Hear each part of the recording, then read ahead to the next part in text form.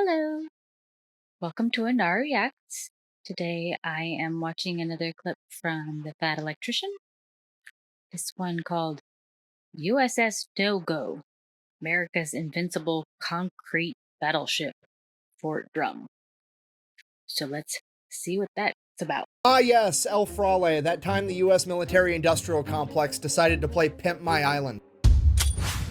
Today we're talking about Fort Drum. Yes, I realize that's a military base in New York. No, that's not what we're talking about. There's another Fort Drum. It's guarding the mouth of Manila Bay in the Philippines. It's also referred to as El Frale Island, America's unsinkable concrete battleship, or the USS No-Go. Basically, the US military took a tiny island and turned the entire thing into a gun, and we're going to talk about it. Right after a word from our sponsor. This video is brought to you by Sheath. Okay, here's the deal. They're like normal underwear, except they're better because they have a pouch that you can stick your junk in, and then your balls aren't stuck to your thigh. And trust me, it's just one of those things you don't know you need it until you need it, and once you have it, you're not going to be able to live without it. Let's face it, every good thing that's ever happened to you in your entire life would have been a little bit more gooder if you didn't have balls stuck to your thigh the entire time. And I know what you're thinking, what if I don't have balls? That's cool. Were you with people that did? Because if you were, they probably would have been in a better mood if balls weren't stuck to their thigh the entire time. You should buy them these underwear. Don't believe me? Ask the kangaroos. Those marsupials have known how awesome pouches are for like 15 million years. They've been hoarding the technology, but now Sheath is here to fix that. All I'm saying is give it a shot. Worst case scenario, you find out you actually do like having balls stuck to your thigh and these underwear aren't for you, and in which case Sheath has a 30-day no questions asked money back guarantee and you're out nothing.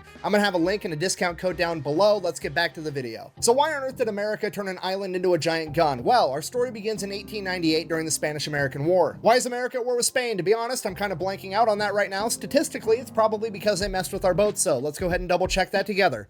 How did the Spanish-American War start? The USS Maine mysteriously exploded in a Cuban harbor, believed to be the Spanish.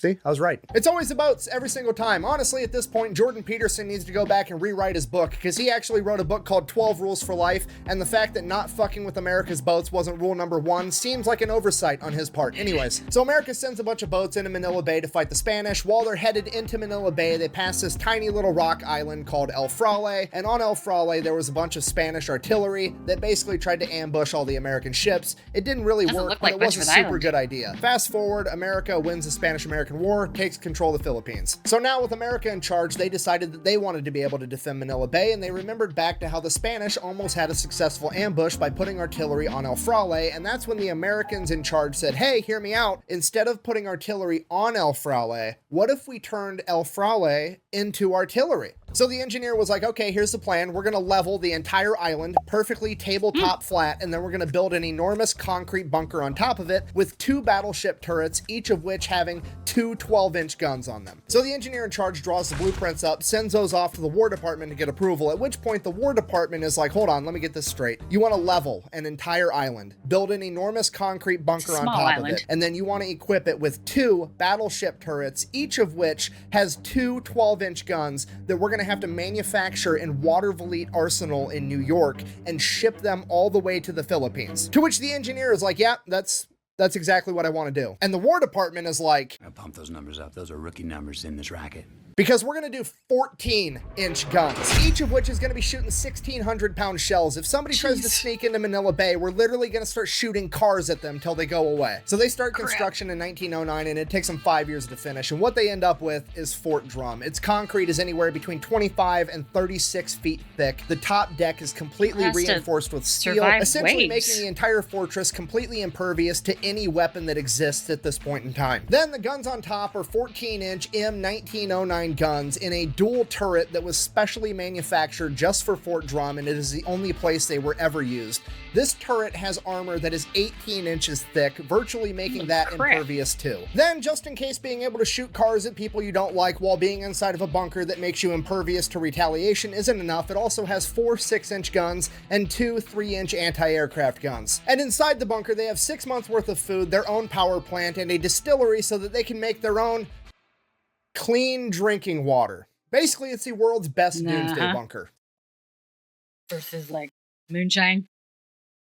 So it's completely done. It's like 1914. America has built this incredible weapon, and now, in true American fashion, we're not really going to use it until it's borderline obsolete, and then we're going to give it away to somebody else. So, kind of fast forward through the next 20 years. I mean, there's always Army guys stationed there and on hand in case anything happens, but nothing ever does. It's kind of like being stationed on a naval vessel, and because of that, the Army guys that serve there give it the nickname the USS No-Go, considering it never fucking goes anywhere. Then, of course, during that same time period, World War I happens. After World War I, America downsizes their military considerably. Then the Great Depression happens, and because of that, pretty much no upgrades or maintenance gets done to Fort Drum during that entire time. So for its first 2 decades, it receives pretty much no upgrades. It's already becoming obsolete. Then in 1934, the US government comes out and says, over the course of the next 10 years, between 1934 and 1944, America is going to move towards establishing the Philippines as its own sovereign nation. So obviously, they're also going to turn over Fort Drum to the Philippines, and because of that, they have even less motivation to do any upgrades to it, so none get done. Then during that 10-year time period, World War II kicks off in 1939, but America's not getting involved. We're minding our own business, and by minding our own business, I mean we're basically funding the entire thing through Lend-Lease, but, you know,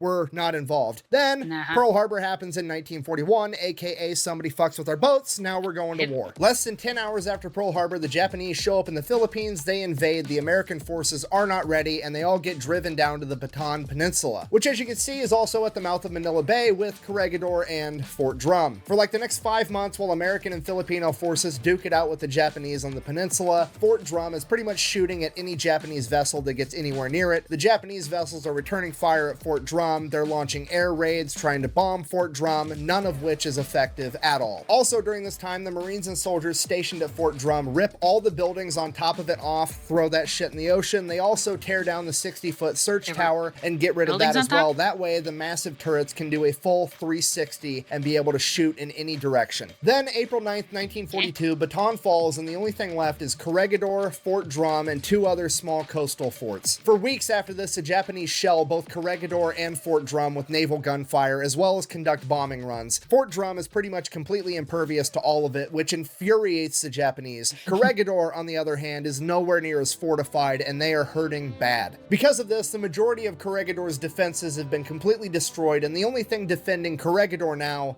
is Fort Drum. On May 5th, 1942, the Japanese would launch an amphibious attack on Corregidor. Fort Drum would land direct hits on 2 Japanese landing craft, destroying them completely, infuriating the Japanese even further. Despite that, it wasn't enough, and Corregidor would fall on May 5th. The concrete battleship and the 240 men manning it are now the last holdouts in the Philippines against the Japanese, and it is pissing the Japanese off. And in immediate retaliation for them taking out several of the Japanese landing crafts at Corregidor, they begin launching air raids against Fort Drum, and they are, again, completely ineffective. During those air raids, some of the Marines manning the anti-aircraft guns would manage to shoot down a Japanese bomber, only serving to piss them off even more. At this point, General Wainwright, the man left in charge of American forces in the Philippines after General MacArthur abandoned his men and fled to Australia, issued the order that all American forces were to surrender on May 6th at noon. At this point, according to the legend, the entire crew of the USS No-Go, aka Fort Drum, gets together and they have a conversation and talk about whether or not they want to even follow this order, because they think they can go toe-to-toe with the Japanese forever inside of this concrete monstrosity. Unfortunately, they would come to the realization that this decision had already been made for them, because at some point the distillery that purifies their drinking water became damaged, and without US ships being able to bring them water, they weren't going to be able to hold out. So, given that they have to surrender tomorrow, but they still want to fight, they decide, hey, let's get rid of all this ammunition that we have. And they fire at the Japanese ships non-stop, as fast as they can, for like the next 18 hours straight. And apparently, according to legend, it got so hot inside of Fort Drum that it was able to increase the muzzle velocity of the guns, and they were able to score more hits on Japanese ships that thought that they were out of range. And they continued to fire non-stop until 11:59 on May 6th, when they were finally forced to surrender at noon. They then proceeded to sabotage the guns, the power plant, and flood as much of Fort Drum as they possibly could, making it useless to the Imperial Japanese. At the time of their capture, all 240 men were still alive, and only 5 of them had been injured after weeks of combat. They would then be taken as prisoners by the Imperial Japanese, where the majority of the men would be tortured, starved, and worked to death, and it is believed that less than 30 of the men at Fort Drum returned home after World War II. Just because that's the way the Japanese treated prisoners, or just particularly because they had managed to piss them off? Fast forward 3 years, 1945, America is now winning the war in the Pacific, and they have returned to the Philippines to reclaim them from the Japanese. At this point, Fort Drum is believed to be completely inoperable, and nobody has seen anything that would suggest otherwise until in April of 1945, an American PT boat would get a little bit too close, and Japanese machine guns would begin firing upon him from Fort Drum. This intel gets sent up the chain of command, at which point nobody really knows what's happening. Maybe they're trying to restore Fort Drum and use it. Maybe there's just a bunch of Japanese soldiers that are being barracks there. Who knows? Either way, Uncle Sam says, you know what? That's mine, and I'm gonna need it back. So at first, they try to bomb it with planes. Obviously, that's not gonna work. It didn't work when the Japanese did it. I don't know why they thought it would work now. Then they send out a cruiser to shell it with naval gunfire. Again, obviously, it doesn't work. At which point, shit proceeds to get out of hand pretty quick. Basically, the chain of command didn't really know what to do, so they're like, hear me out.